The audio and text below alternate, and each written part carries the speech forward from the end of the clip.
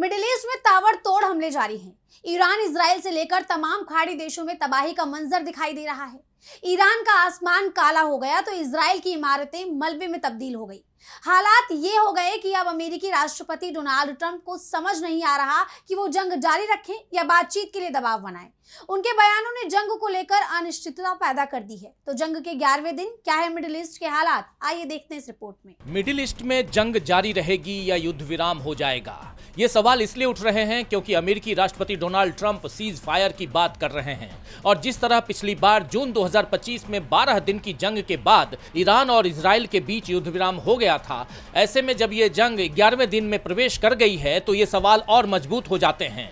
लेकिन ईरान ने साफ कर दिया है कि अब जंग का नतीजा क्या होगा ये वो तय करेंगे। जंग कब तक चलेगी ये भी ईरान ही तय करेगा। अब अमेरिका के हाथ से हालात निकल चुके हैं। अब ये जंग ईरान की बढ़ती परमाणु ताकत की बजाय उसके तेल भंडार के खिलाफ दिखाई दे रही है। जिस तरह उसके तेल डिपो को निशाना बनाया जा रहा है और जवाब में भी ईरान खाड़ी देशों में मौजूद ऑयल रिफाइनरीज को निशाना बना रहा है, वहीं दूसरी तरफ अब वैश्विक तेल व्यापार के लिए सबसे अहम समुद्री रास्तों में से एक हॉर्मुज स्ट्रेट को लेकर ईरान ने एक और बड़ी शर्त रख दी है। उन्होंने कहा है कि कुछ देशों के जहाजों को हॉर्मुज स्ट्रेट से गुजरने दिया जा सकता है, लेकिन इसके लिए उन देशों को पहले इजराइल और अमेरिका के राजदूतों को अपने देश से निकालना होगा। तो ईरान की यह धमकी ऐसे वक्त में आई है जब पहले ही दुनिया भर में तेल संकट खड़ा हो गया है। क्रूड ऑयल की कीमतें $100 को पार कर चुकी हैं। ऐसे में अमेरिकी राष्ट्रपति डोनाल्ड ट्रंप भी बौखलाए नजर आ रहे हैं। उन्होंने ईरान को चेतावनी दी है, अगर तेहरान ने हॉर्मुज स्ट्रेट से तेल की आवाजाही रोकने की कोशिश की तो अमेरिका उस पर अब तक से 20 गुना ज्यादा ताकत से हमला करेगा।